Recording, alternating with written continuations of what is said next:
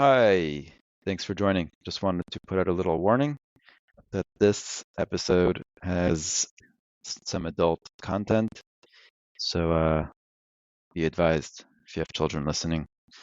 It's not so super explicit, but it's adultish. Thank you. Hello. Hey Mandy, how are you? Hey, David. So nice to have you here. Great seeing you. Yeah. No, you recently went on a little adventure. Oh, yeah. You want Yeah. to give us a little recap of what transpired to the point where you decided, hey, I'm ready for this adventure, and what happened on that adventure? Okay. Wow, I'm being interviewed on my podcast. Love it. Um, the adventure.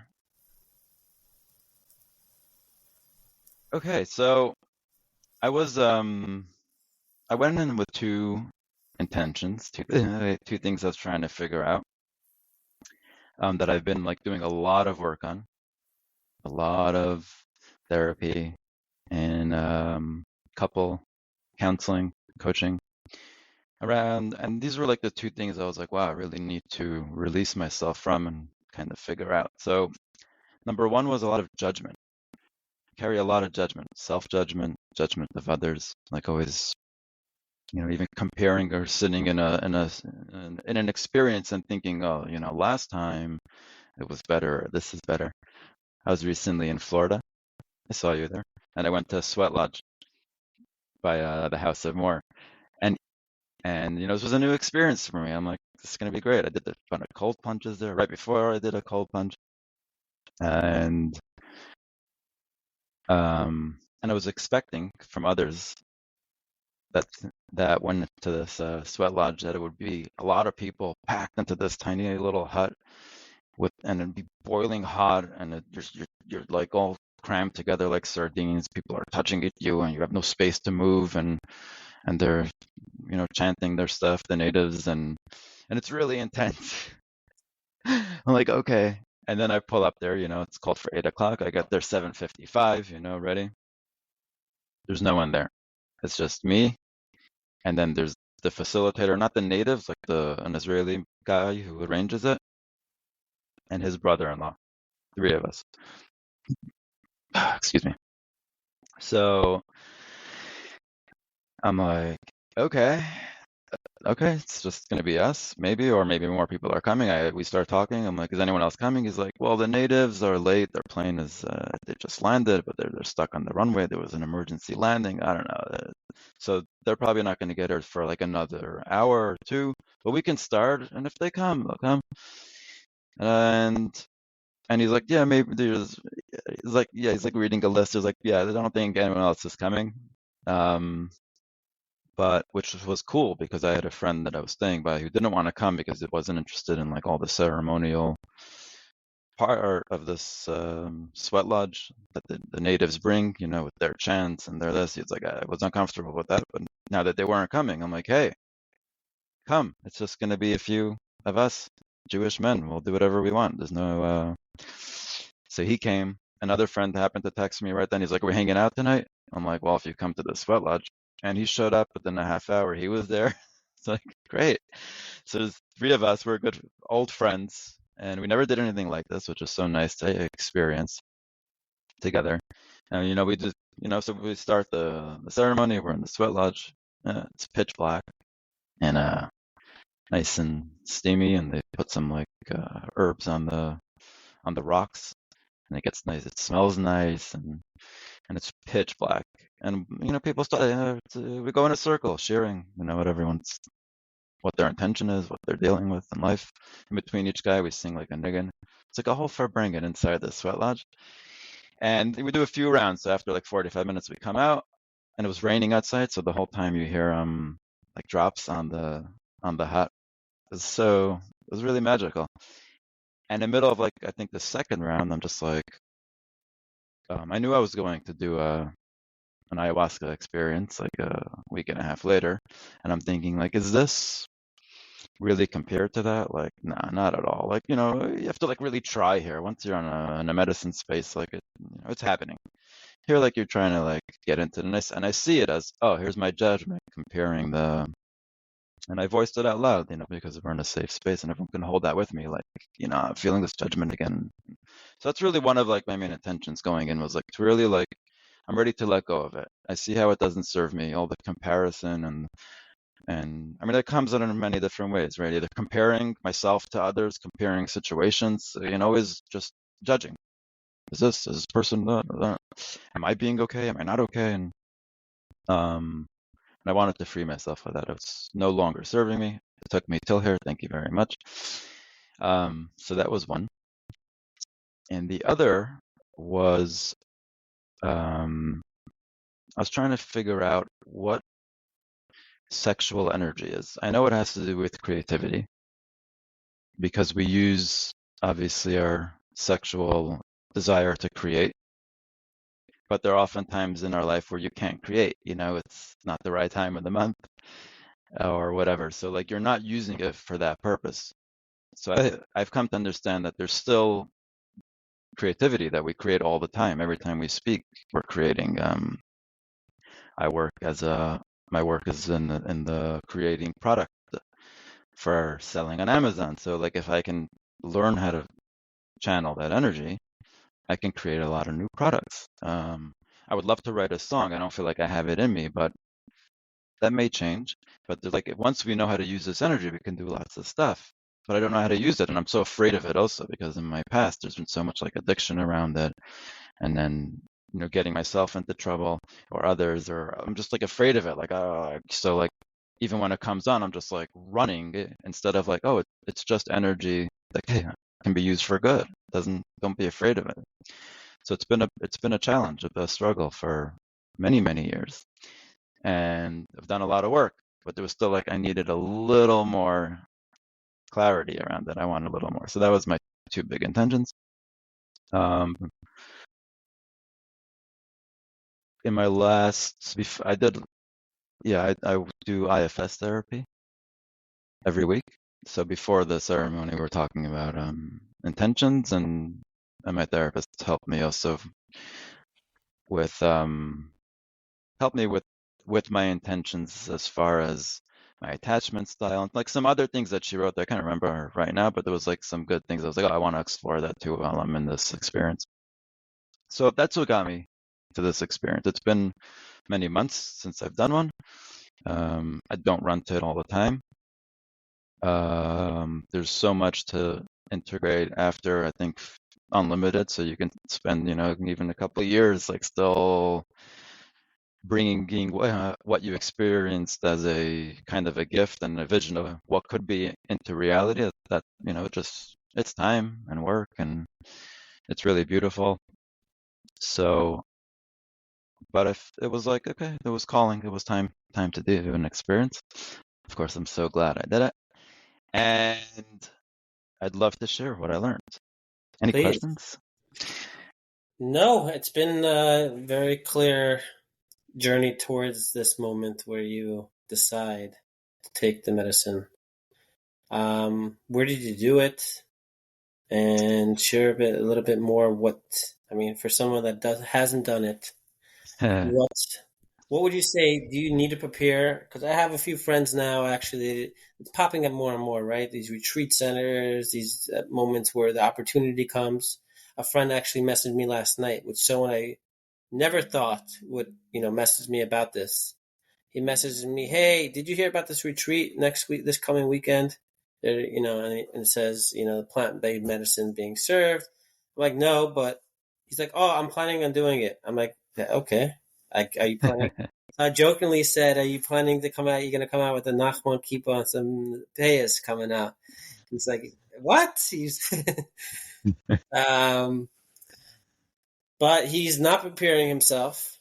He's going into it because a friend just said, "Hey, I'm going to do it. I already did it a few times. Do you want to join?" And he's like, "Yeah." So he's going into it with, what would you suggest? Like, for someone going into it, how would you go into it and share your experience as well? How did you prepare for it, if you don't mind sharing? So it's a big deal. say it's a very big deal. Just going along for the ride because your friend was like, "I'm doing it, do it," and you're not sure why or how. I still think you'll probably benefit greatly. However, that being said, you may get more than you wanted in a way because it's not like you go for the experience and then it's over and you come home and it's like you went on a roller coaster, it was really fun, and now like you're opening yourself up to a lot.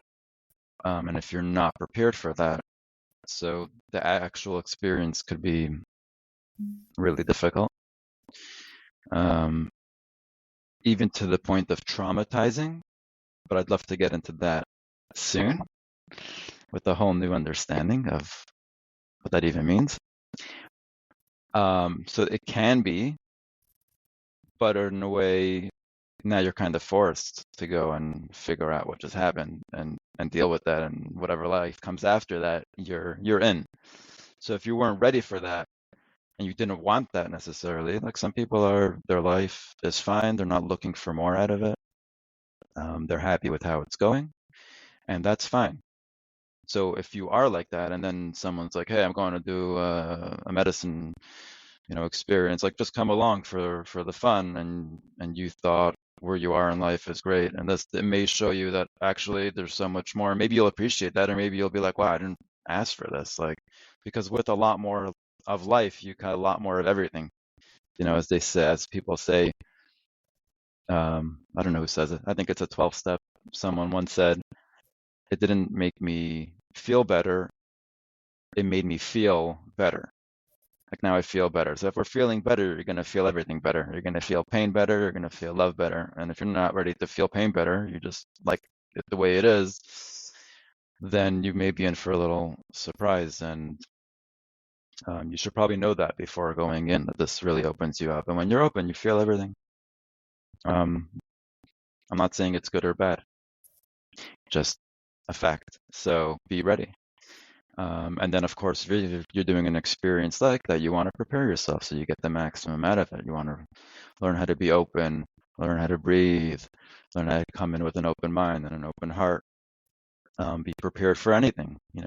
Some people feel like they're dying in that experience. Be ready for that, just so that when it happens, you're just, you know, you know what's happening. It's even though you can't really prepare, but you try your best. You're coming in with respect. Let's just say, not just like, oh, I like to do everything. I'm really just really strong and brave, and I just jump into things like a little more respect. You're coming into something really great. You're going to meet yourself, and you're really great. So have respect for yourself and come in with some humility and ready to experience whatever it is that you need to. So I think it's very important to prepare. Um, and then again, like you'll get what you get even if you don't prepare. So which way's better? I don't know. I don't know. Yeah. Did you do any dieting or some breath like the week like coming into it? Did you like write journaling? Did you do any tracking of like certain habits, So I guess I've the been doing that nerves? forever. Yeah, I've been doing that forever. I mean, I've been my journaling practice. I did for a year straight. Like I filled up a whole book. It was almost every day. Not every day, but almost every day. After that, I kind of weaned off, and I still do it. Not all the time, here and there. In preparation to this, I did write down my intentions on paper, and I was constantly thinking about it. I would get a lot of anxiety, a lot of when I would think about being in the medicine space. I'm like, oh no, it's gonna be so scary. It's like, just breathe.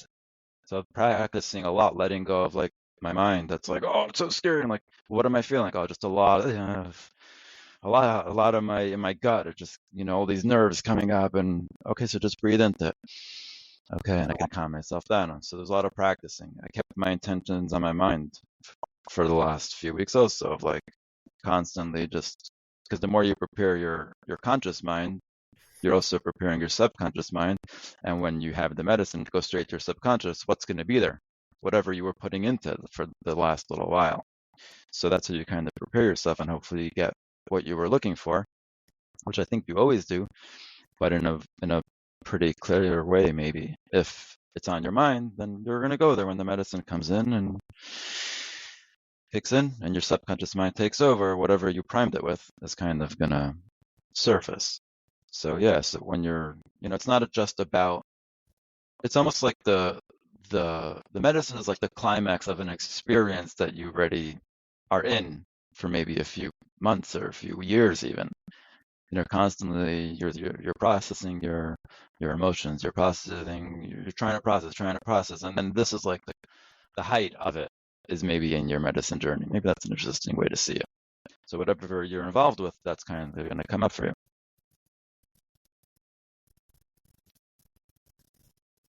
Little Did you hear commercial me? break. A little Yeah. commercial break for a quick second. We're back. Did you miss what I said? No, no, no. No, Caught I think everything. it I just, records it anyhow on both ends. yeah, That's interesting. the beauty of the software. It records it on your computer, records it on mine, and then we can just put it together, even Commercial if it. break for Riverside.fm. Program. Thank you for being free and letting us use your program today. Yeah.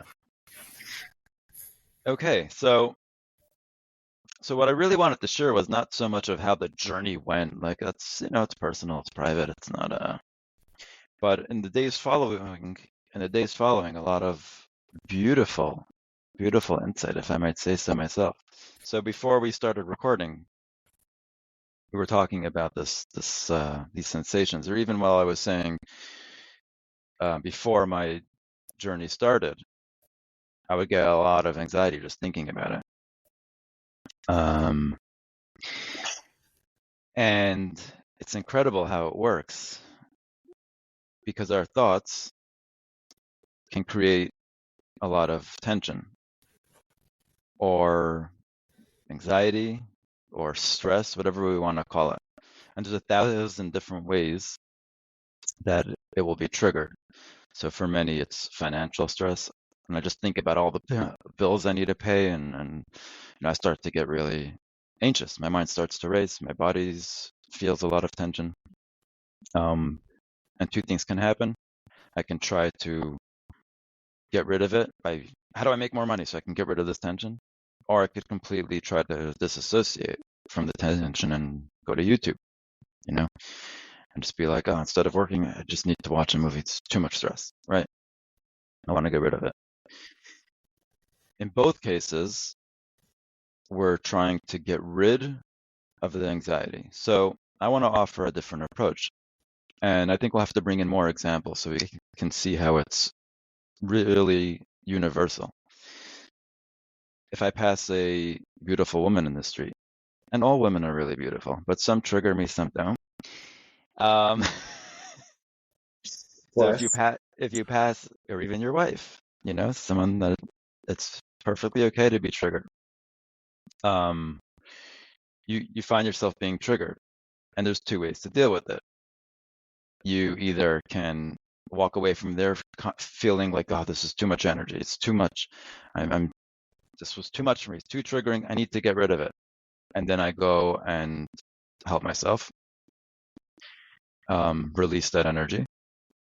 If you know what I'm talking about, good. Or I can distract myself.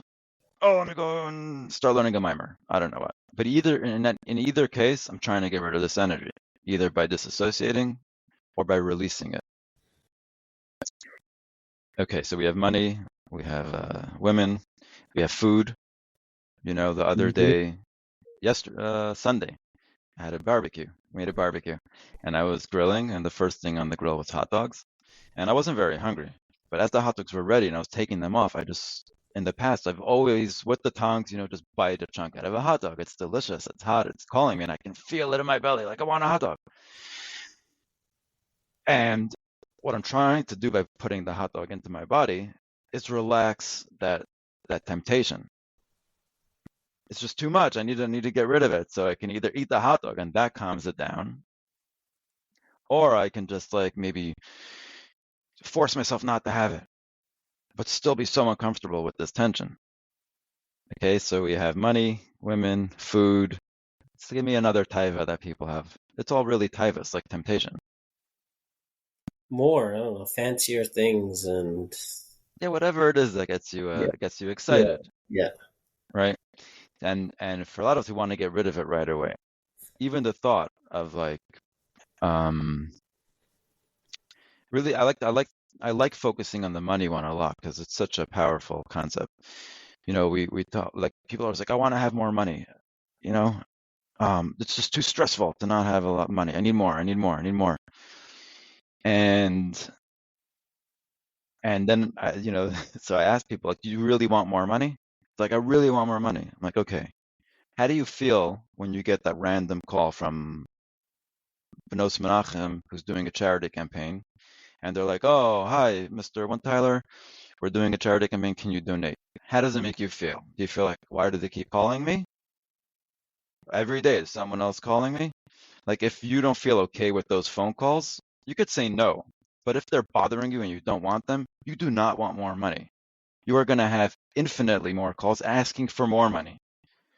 Are you okay with the IRS asking you for taxes? You're like, oh, just want to get rid of it. Do you want to stay on Medicaid or do you want to pay for insurance? I mean, having more money is not less stress, or it's just more. You're asking for more of everything. Can you handle that?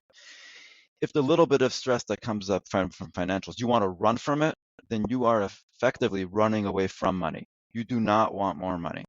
And that's fine. You don't have to want more money, but realize that you really don't want more. You don't want it. If you do want it, what you have to start realizing is that you are inviting in this energy. You're inviting in this energy.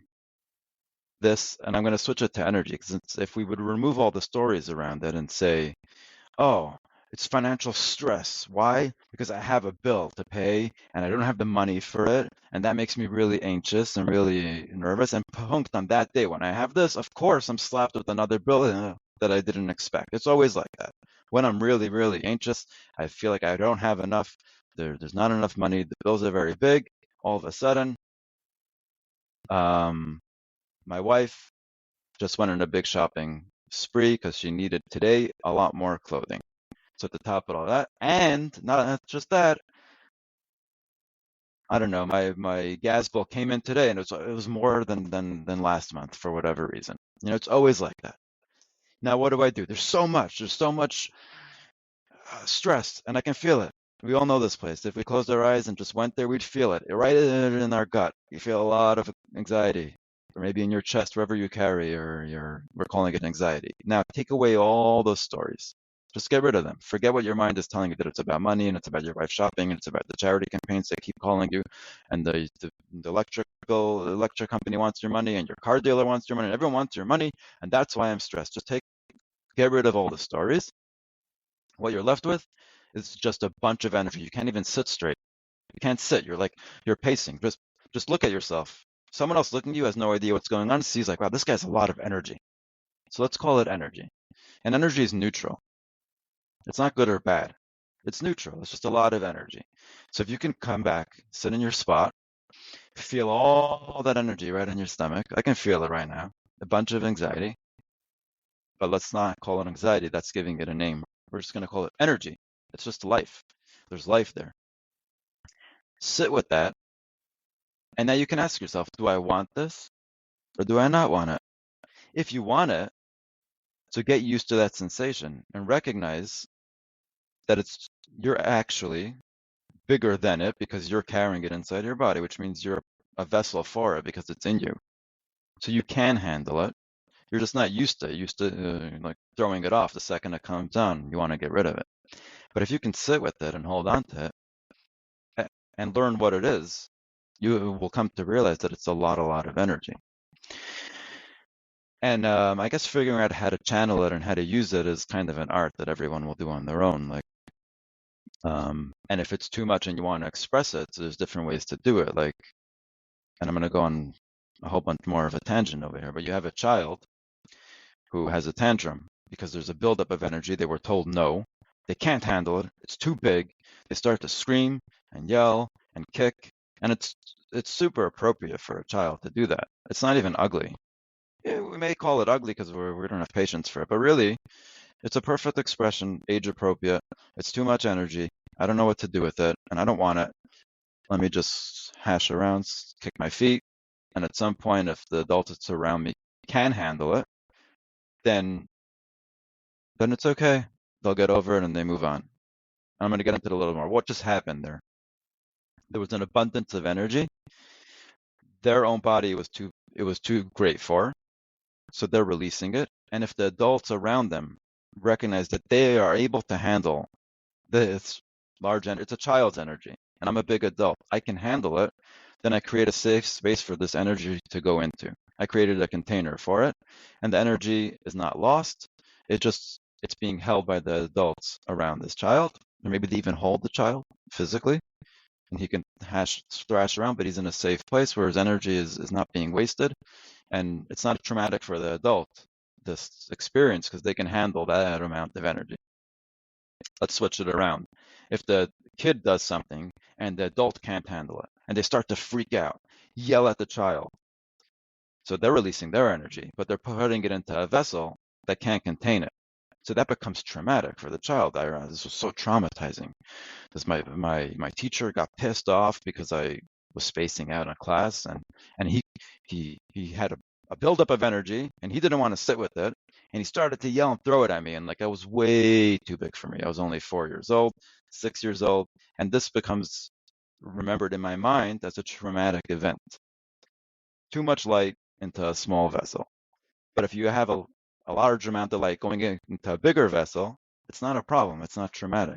It works in harmony.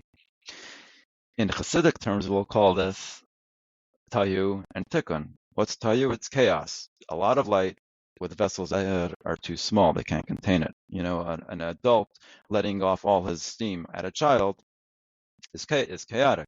It becomes traumatic. There's way too much energy, and the child can't contain it. The other way around is harmony. A child lashing out at a parent, that's what I'm here for. I can hold the energy that's too great for you. So yeah, lash it out at me.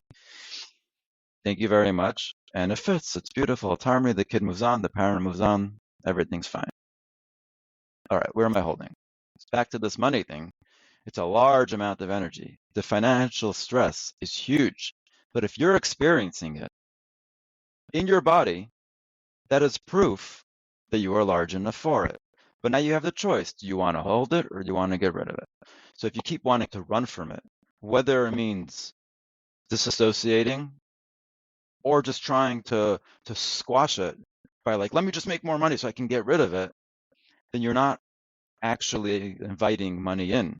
You're kind of pushing it out because it starts with your energy. Your energy is what is creating the space for physical money to flow into. So if you can sit with all that stress, remove all the stories, forget that it has anything to do with money even, just hold on to that energy. And now you get to decide what you want to do with it. Do you want to like release it? And how do you want to release it? Because there's a way to release it into a vessel. And then it's contained and it creates more. Just like with sexual energy, which really isn't sexual energy. It's also just energy. The trigger was the woman. The trigger was the money. But if you remove all the stories, all you're left with is always just energy. It's always just energy. If I feel jealous of someone, the story is, oh, I'm jealous of this person. They have what I want. Take away the story. What are you left with? That same energy. Take away the woman. Forget that she passed you. She was just a reminder for you of how much energy you have. Remove her from the story, you're left with just energy. If you stay within this story, you will think, oh, this is just sexual energy, and I feel so turned on. But if you can remove the mind's narrative to make sense of the energy, all you're left with is just energy. If you remove the story of how much money you need and how much money you don't have, all you're left with is just energy. If your wife told you something, you are not good enough, you don't give me enough gifts, I don't know what. Remove that story, what are you left with? Energy. There's just a lot of feeling, a lot of feeling, a lot of energy. And the more comfortable we become with that energy, then we know how to use it. So now I can say, wow, there's a lot of energy. What do I want to do with it? So in my experience on this medicine trip, I'll share a little bit. Like for the first, I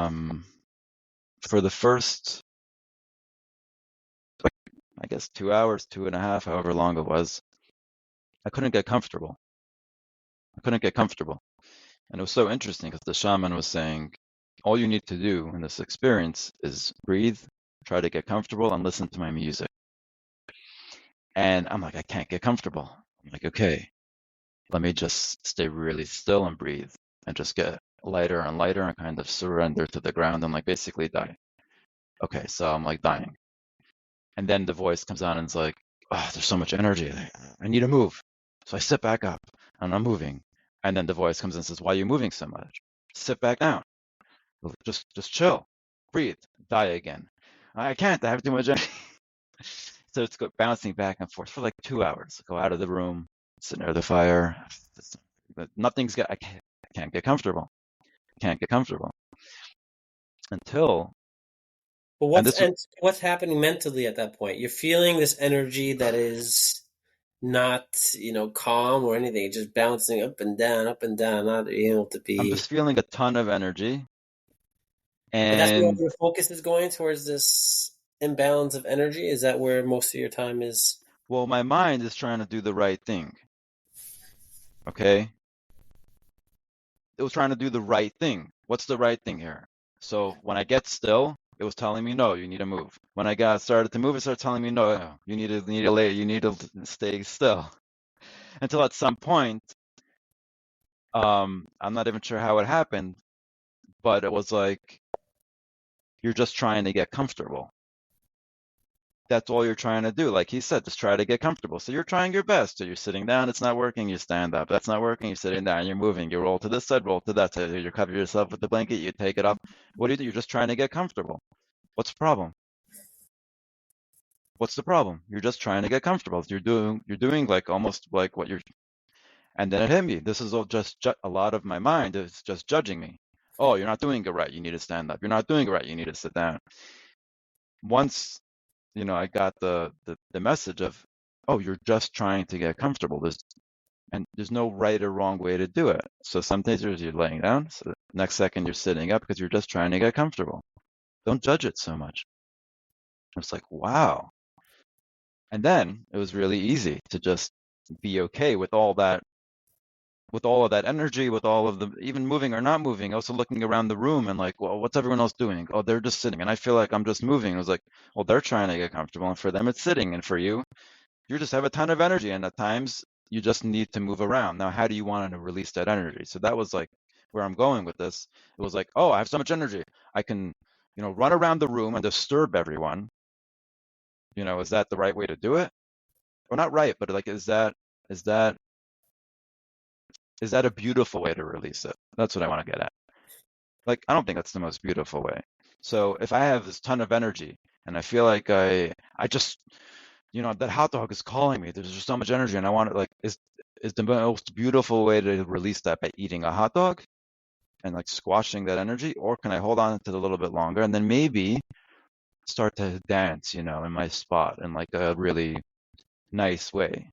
Or if I'm artistic with my hand, maybe I can release a beautiful picture with that energy.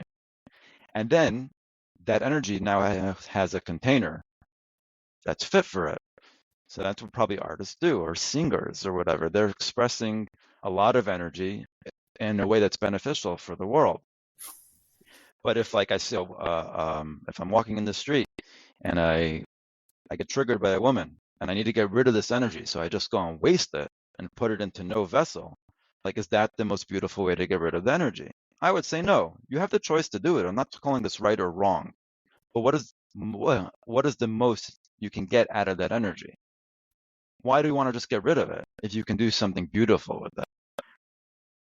If you're you had a triggering moment with your spouse or with your kid, that's a lot of energy.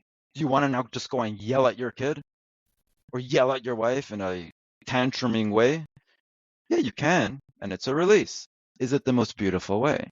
What if you can just sit with that energy for just one more minute, hold on to it, and then realize that you're actually able to hold it and you have the choice and freedom of how you want to express it. If you need to, sometimes you can hold on to it for a little bit longer. And then you can do whatever you want with it. And it's a ton of energy. You can feel all that energy. That's why you want to get rid of it so fast. It's so big. But recognizing that you're actually able to hold it. Yeah, you're able to channel it. You're bigger than it. You're experiencing it, which means you're bigger than it. You could hold it. Now you have an experience where you're taking something that looks like chaos and you're turning it into order. You're taking tayu and you're making it tikkun. And this is I think what we're doing here in this world is taking chaotic events and making them orderly. So this kind of answered both of my intentions. It was like, stop judging. There's no right or wrong. It's just choice of how you want to do it. A person, everyone's like, this is how you need to parent. You need to hold your kids and give them tons of love. Oh, no, you need to smack them and this. Which one's right or wrong? There's no right or wrong. I don't know. Or maybe there is. I don't know what's right or wrong. It's not my business to judge anyone. They want to do it this way. I want to do it this way. We're all just trying to get comfortable. And so for some person it looks like this, and for some person it looks like that. And for me, sometimes it looks like this, and sometimes it looks like that. I'm just trying to get comfortable.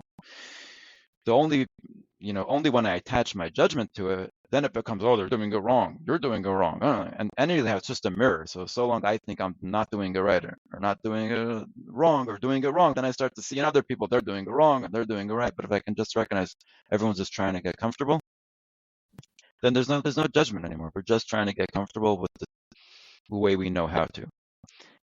So that answers like the how to deal with like judgment and how to release it. And it was like, what do you do with energy? It's like you have the choice. Like, what does it mean? Like my sexual energy. It's not, you're calling it sexual because you're trying to make sense of it. You're calling it financial stress because you're trying to make sense of your energy. You're calling it, I just love food because you're trying to make sense of it. But really, it's just a lot of energy that can be molded into any way, shape, or form you want. And you can express it however you want. Right or wrong, that's not my judgment. You decide to take your energy and yell it out at someone, take your energy and dance it out, take your energy and go for a run, or take your energy and say, I want to create a new product with this energy, sit with it and allow it to do its thing.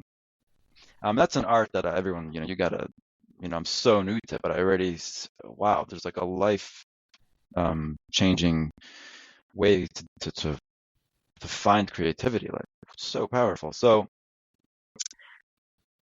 that kind of sums it up, but there's so much more I wanted to add here. Do you have any input before I continue? No, as you're talking about this energy, the last like week and a half, I've been going and trying to do my routine where my energy normally gets best released when I'm walking. For some reason, in Beautiful. the morning, I find that as well. Yeah. and I walk, something happens. I don't know what it is, but the body needs to move. It just needs to like let go. And when I'm walking, I shake out, like I shake it out, and I come home and I'm so more relaxed, present, able to. My wife wakes up and she has her needs. I'm able to go do it in a calmer way. I'm able to do Wow. things in a lot calmer fashion when just doing those little bit more movement. Body needs movement. The body moves. The body shows that it releases some energy Mm-hmm. in a positive light because the body, it's good to move the body. The body, when it sits, we tend to sit there and get depressed and sit there and get sick, sit there and have bad thoughts. When the body moves, something happens, right? Their serotonin levels change and things are moving. So if you're ever going through, if a tip for everybody listening, if you're ever going through something, start a routine, go for that walk in the morning. Let that energy just don't even think about anything. Just do it. Try it out. I dare you for 1, 2, 3 days and share with us, me or Mendy. Let us know how it goes. Mendy, what Yeah. do you where are you going to use your energy? How do you feel like you after this learning about this energy? And I mean, you were saying earlier, everyone has their unique way of Expression. expression. Yeah. Yeah. Well, for certain, I'm bringing it to my business life because I do want to invite in more. I want, and I'm learning how to sit with the energy of having more. It's a lot of energy. So, but it's almost a lot of the art is actually learning how to hold on to it. During like the experience also, I was sitting in the outside room and there was a lot of energy. I was very excited and I'm like, wow, I'd love to play play music. Um, and the one of the helpers was, he's like, "Hey, you need anything?" I was like, "No." And then as he was walking away, I'm like, "Hey, come back. Can I?" It was a guitar inside the room. I'm like, "Can you bring me the guitar I really want to play?" And he was like, "You'll have a chance later to play, maybe. For now, just sit with that feeling of you want to play. Just sit with it." And it was the most profound like wisdom ever. Like you have a feeling, and I felt also a lot of gratitude. I just wanted to go and tell everyone thank you, thank you. And it was like, sit with it. Give yourself all that feeling. Just give it to yourself. And it's like so hard because like it's so much energy. Like, but one, it's like sitting with it. I don't want to give away my energy. The second I feel gratitude to go and like start thinking the whole world, like, no, sit with the energy of gratitude. Hold on to it. Hold on to it. And then I discovered that after a little while of holding on to, you find other ways that you can like let it out in like in a graceful way. I came out a little bit strong. I was with someone. I went with someone that I know, and I'm like, oh, he was sitting outside. And I came out. I'm like, what a treat. He's like, calm down. And I was like, okay, he's telling me to hold on to my own energy. I don't have to like let it out on him. Like he's not ready for that. And I was like, oh, and I don't have to release it right away. I can hold on to all the energy. And I think it keeps you strong when you're holding on to the energy. You don't want to trap it. So you need to find ways of having it flow, but not necessarily giving it away. I'm not giving it away for free. I need to put it in a place where it can produce. So if I have, or let's call it, I found some energy and it feels very sexual, let's say. I need to find a vessel that can contain this energy and create something.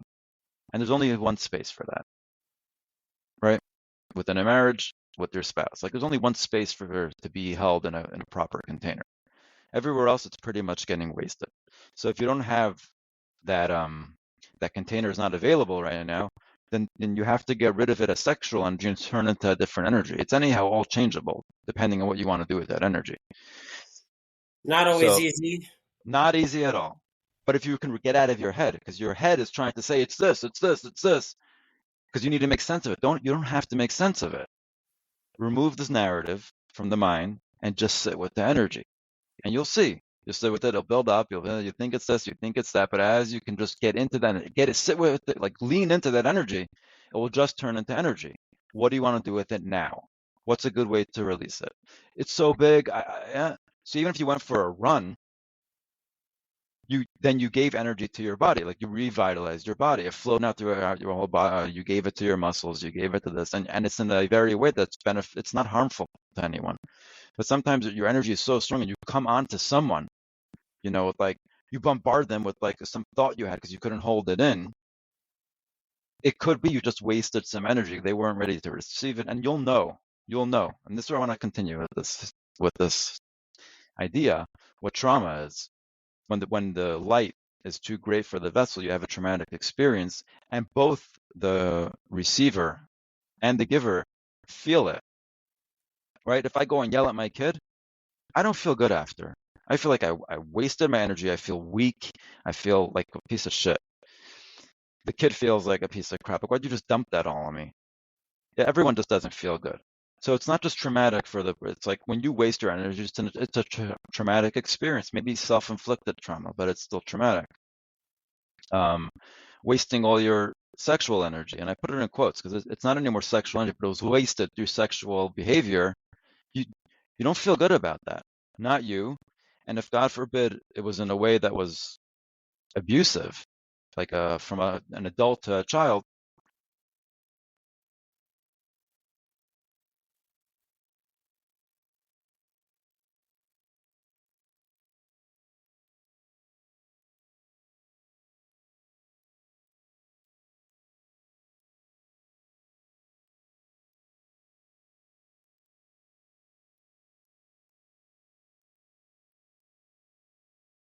Very good.